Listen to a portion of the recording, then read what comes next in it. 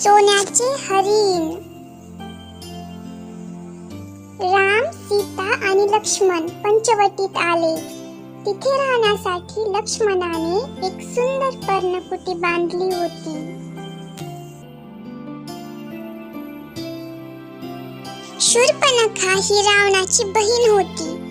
ही राक्षसीन पंचवटीत येऊन ऋषीमुनींना खूप त्रास देऊ लागली. म्हणून रागावून लक्ष्मणाने तिचे नाक आणि कान कापून टाकले. शूर्पणखा लंकेत गेली आणि रावणासमोर उभी राहिली. रावणाने शूर्पणखाला विचारले, तुझे नाक कान कोणी कापले? शूर्पणखा म्हणाली, दशरथ पुत्र लक्ष्मणाने. याचा सूड घेतलाच पाहिजे. रामाची बायको सीता फार सुंदर आहे. तिला पळवून आण आणि तुझी दासी बनव.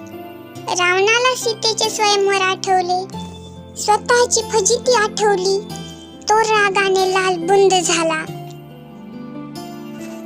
रावणाने मारीच नावाच्या मायावी राक्षसाला बोलावले. त्याला म्हटले, तू सोन्याच्या हरणाचे रूप घे. पंचवटीत जा. राम व लक्ष्मण यांना पर्णकुटीपासून दूर घेऊन जा. त्याच वेळी मी सीतेला पळवून आणीन.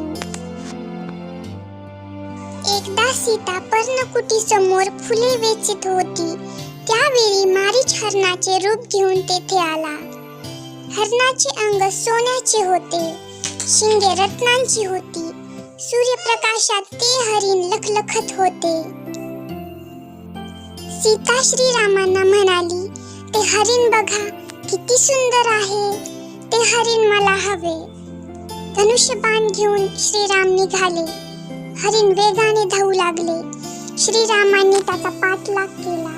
मग त्यांनी हरणाच्या छातीत बाण मारला.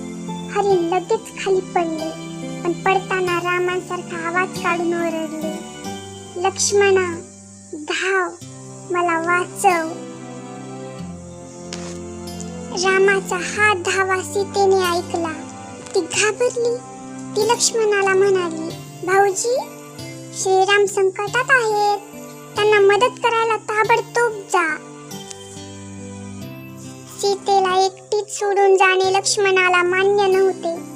पण सीतेने वारंवार आज्ञा केल्यामुळे लक्ष्मण पर्णकुटीच्या बाहेर पडला.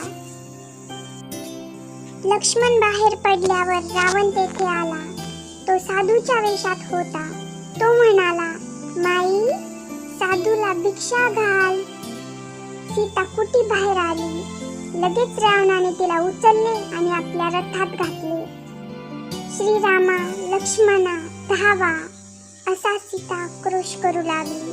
परंतु दुष्ट रावणाने तिला पळवून लंकेत नेले.